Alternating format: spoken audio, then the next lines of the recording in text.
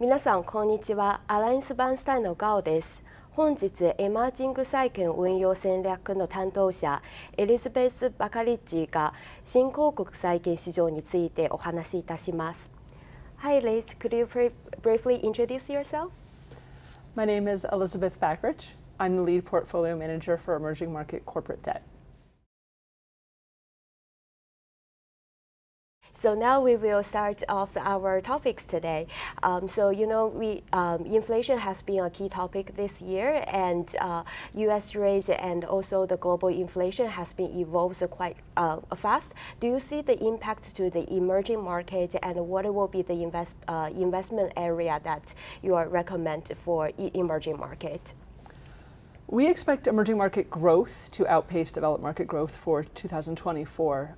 The environment, though, with the differentials between EM and developed market growth can weigh on the asset class. For inflation, we are focused on how we've seen global inflation move with the effects of weather and El Nino and what that can mean for soft commodity prices, especially rice.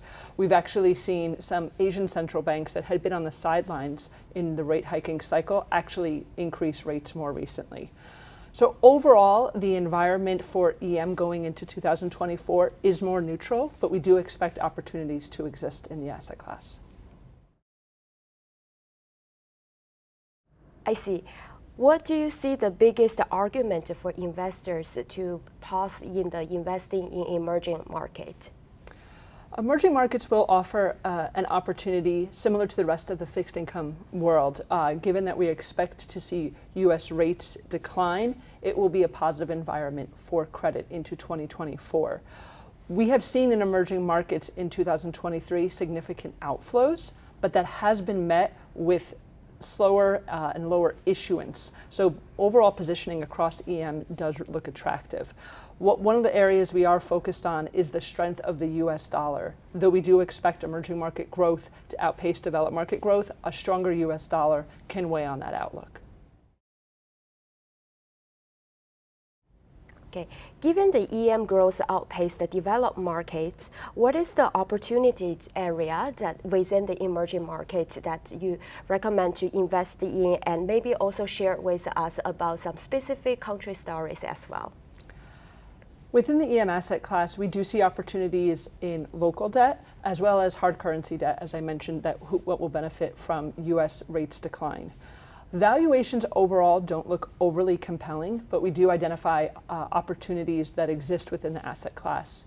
Within the corporate space, we do see opportunities in BB rated names. That area has been a much loved sector for US high yield and emerging market sovereign debt, but recently EM corporates have underperformed. For EM sovereigns, we do see attractive opportunities in the single B space. Across, more specifically within corporates, where we are focused on are sectors that have been lagging, including chemicals, which are in the trough of the cycle. We also like many defensive areas, including utility space, which has been leading the ESG charge. In terms of countries, more specifically, we do like Brazil and Mexico. There we actually like investment across the asset classes. We like the local debt and we like the corporate sector, given it's a well-diversified group of sectors that we can invest in across those countries. On the other hand, the geopolitical risk has been quite concerning the market. How do you manage the macro risk? In geopolitics, there can be knowns and unknowns, and there's always things that can be difficult to predict. In certain cases, such as conflict, it might be more difficult to foresee the rising tensions, where in other cases, such as sanctions, it can be easier to predict what is the next action that's going to be taken.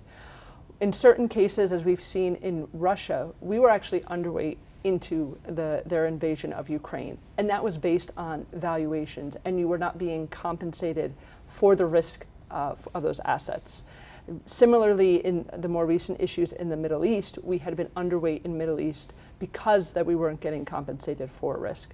So when we're evaluating the risks in emerging markets, and geopolitical tensions are just one of the many risks that exist, we're constantly evaluating if we are being compensated for those risks, and that affects our positioning.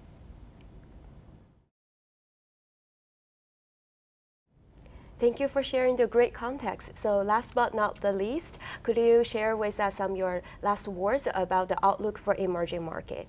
Sure.